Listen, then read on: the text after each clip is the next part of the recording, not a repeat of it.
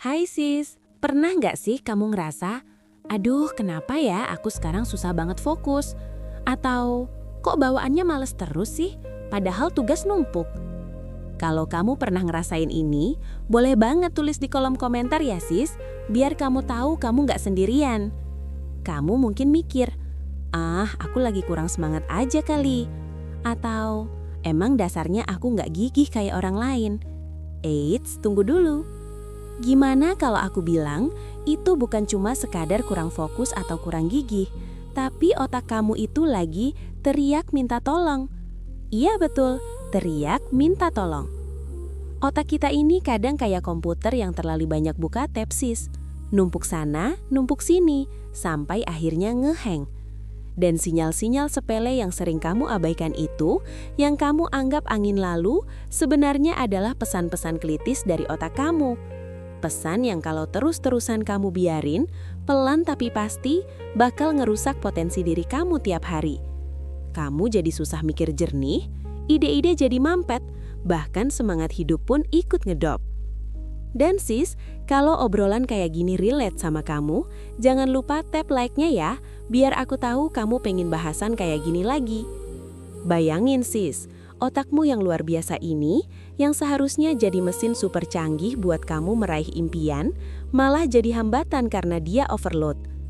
Nah makanya, di video ini aku bakal bantu kamu buat sadar dan ngenalin lebih dekat sinyal-sinyal kritis itu. Kalau kamu ngerasa konten ini penting, subscribe juga ya sis, biar kamu nggak ketinggalan obrolan-obrolan penting soal mental dan kehidupan sehari-hari. Mari kita buka tab-tab misterius ini bareng-bareng. Di video, otakmu terlalu penuh, sinyal kritis yang kamu anggap sepele. Siap buat dengerin apa aja yang otak kamu coba bilang ke kamu? Sering ngerasa sendiri dengan beban pikiran yang numpuk? Tenang aja sis, kamu tuh nggak sendirian. Aku jamin, bukan cuma kamu doang yang lagi berjuang mati-matian sama pikiran yang lagi mau meledak. Jutaan orang di luar sana, dari Sabang sampai Merauke, dari CEO sampai mahasiswa, lagi ngerasain hal yang sama persis kayak kamu. Dulu, mungkin kamu mikir, ini mah biasa, konsekuensi hidup di era serba cepat. Atau parahnya lagi, ini salah aku aja yang kurang kuat, kurang jago ngatur waktu. Stop, itu mitos besar sis. Aku ulang, itu mitos besar. Faktanya, perasaan tertekan, susah fokus, atau gampang burnout itu bukan cuma bagian dari drama kehidupan modern kamu. Ini adalah alarm biologis yang otentik dan valid banget dari tubuh kamu. Otak kamu lagi ngirim sinyal bahaya, persis kayak detektor asap yang bunyi waktu ada api kecil di dapur. Tapi karena kita sibuk, kita malah abaikan sinyal itu. Kita anggap cuma kentut lewat. Jadi, ini bukan salah kamu sis. Ini adalah respons alamiah tubuh yang selama ini kamu salah artikan. Dan kabar baiknya, begitu kita paham secara ilmiah, begitu kita ngerti apa sinyal ini, kita bisa lalu mengambil kembali kendali itu. Kita bisa bongkar semua penyebabnya dan bikin otak kamu balik jadi mesin super canggih lagi. Siap? Kamu tahu nggak? Otak kita ini memang mesin yang super canggih, bisa ngeproses triliunan data per detik, bisa bikin kamu jatuh cinta, bisa bikin kamu nulis skripsi semalaman. Kecuali kalau lagi buntu.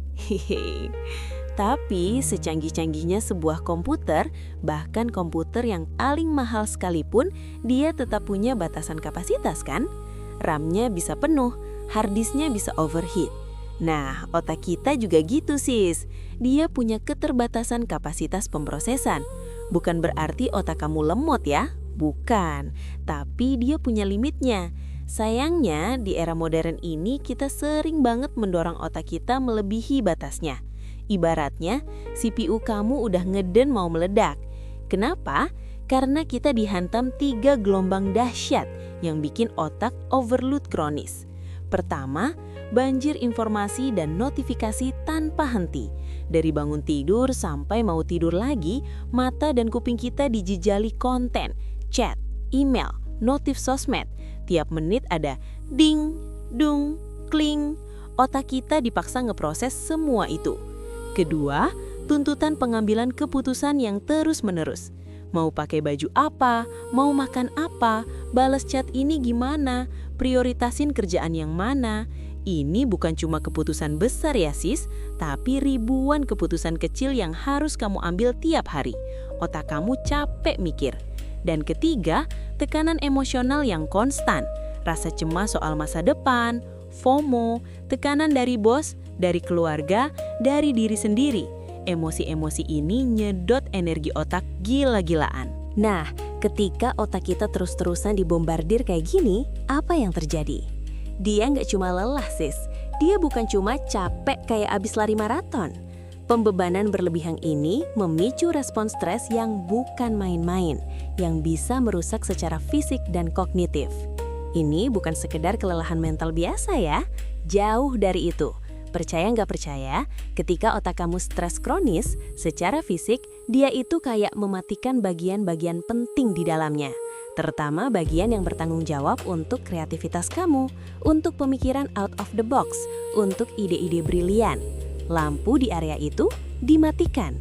Terus, memori jangka panjang kamu ikutan rusak, jadi gampang lupa, susah belajar hal baru. Yang paling parah, ini bisa mengurangi kemampuan kamu untuk merasakan kebahagiaan sejati. Kenapa? Karena bagian otak yang ngurusin itu juga ikutan down. Kamu jadi susah nikmatin momen-momen kecil, padahal itu penting banget. Intinya, otak kamu itu seperti komputer canggih yang biasanya berjalan di mode thriving atau berkembang optimal, tapi karena terlalu banyak beban, dia tanpa kamu sadari bergeser ke mode survival alias bertahan hidup. Dia nggak peduli lagi soal kreatif, inovatif, atau bahagia. Yang penting, dia bisa lewat hari ini.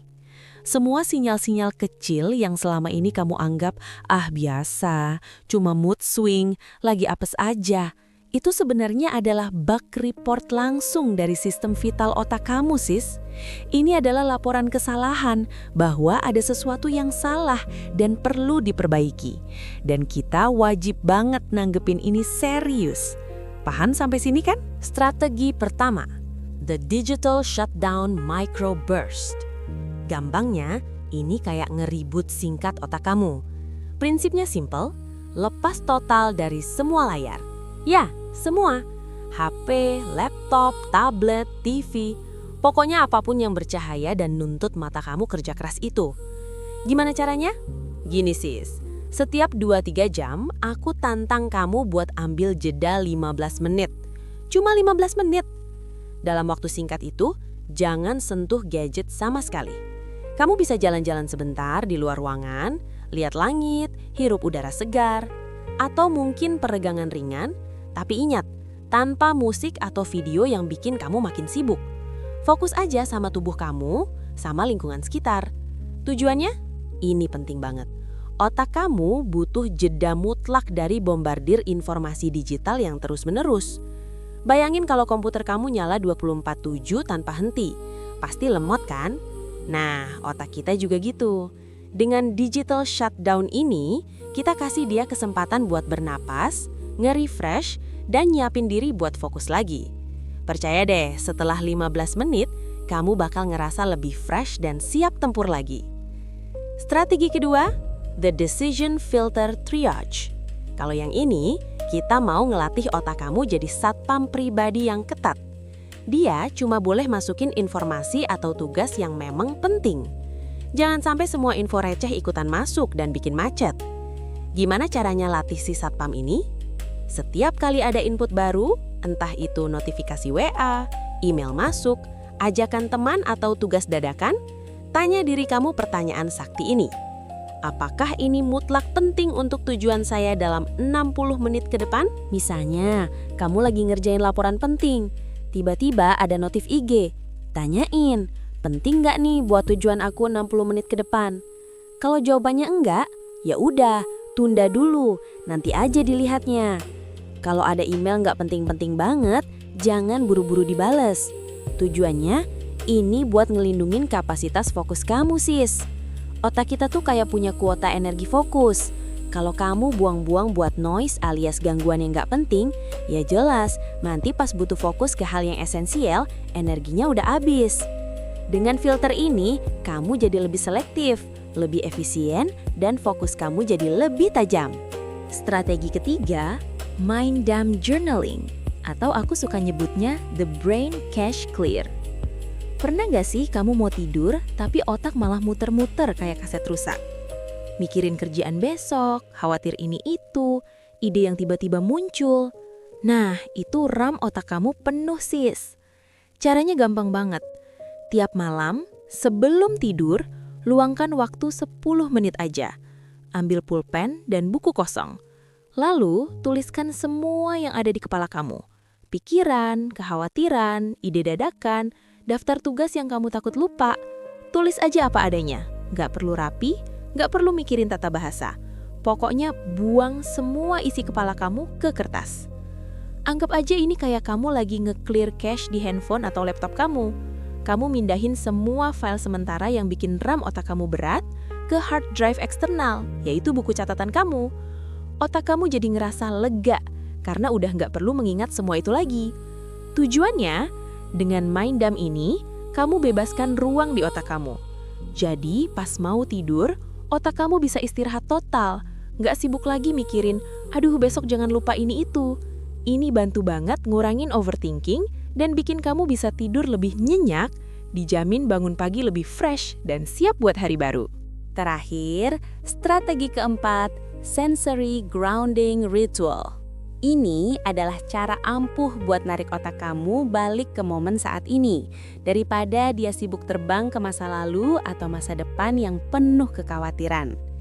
Prinsipnya, alihkan perhatian penuh kamu pada salah satu indera. Pilih aja satu, mau penglihatan, pendengaran, penciuman, peraba, atau bahkan perasa. Lalu, fokus total ke indera itu selama 5 menit.